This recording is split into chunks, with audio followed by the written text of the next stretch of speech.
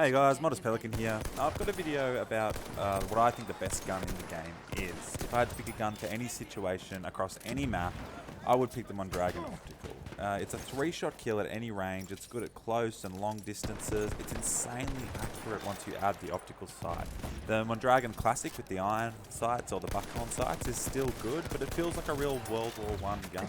When you add the optical sight on, it's like adding a red dot sight to your weapon, and it just makes it excel on all avenues.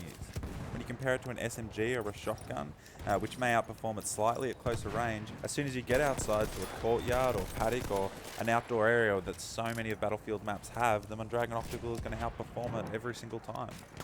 Now, I know that the Mondragon Optical does fall under the medic class, and there's this constant debate around the medic class that they should be picking up fallen troops, and I totally agree. I think that's the role of the medic. I think if you have the syringe equipped, that's what you should be doing. You should be looking to pick up your troops, and you get 50 points for it at the moment. I think they should even increase that to 100 to encourage people to really get more into that. But when I want to play Assault, I don't really want to use an SMG. As soon as I get outside, I'm not going to be able to kill anyone. I want to use the Mondragon Optical or perhaps the auto-loading. Therefore, if you want to use one of the medic guns, but you don't want to act as a medic, and by that I mean actively seeking out people and reviving them, just take off the syringe and equip something else. I like to use the rocket-propelled grenades because it's perfect for finishing off kills or flushing out a building.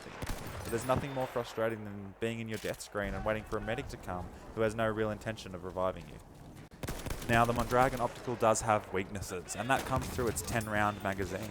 Compare it to, say, the auto-loading extended, which has 16 shots, it does seem like a flaw. But with the higher damage, it's not a worthy payoff. If it takes you 4 bullets to kill with the auto-loading extended and only 3 in the Mondragon Optical, it really isn't like there's 6 extra bullets in the gun, it's more like 1 or 2. And in my opinion, this is a really worthwhile payoff when your time to kill is so low. You'll find yourself winning gunfights when they get the first shot in, or even in close ranges when you spam the trigger. All you have to do is connect 3 bullets, so it's really, really good. For a secondary, I'll usually use the M1911. I find this to be such an effective pistol, and it's the first one you get, and I've never really changed it that much, to be honest. It's a 4-bullet kill, it's quick to pull out, quick to reload, and it's saved me on more than one occasion. My first gadget is the bandage pouch. Often you try and pick up teammates with this, but you can also throw it at your feet to quickly heal yourself and get yourself back into the action. My second gadget is most often the rocket-propelled grenade. As I mentioned earlier, this is perfect for finishing off kills and flushing out buildings. For a grenade, I run the gas grenade. I find this to be the most versatile grenade, as you can throw it into a building to flush out enemies, finish kills, and even use it as somewhat of a smoke grenade when you need to block an enemy's line of sight. My melee is usually the hatchet or one of the larger damage melee weapons. It is slower, but it does more damage, so when you need to finish a kill, this is always going to be your best option.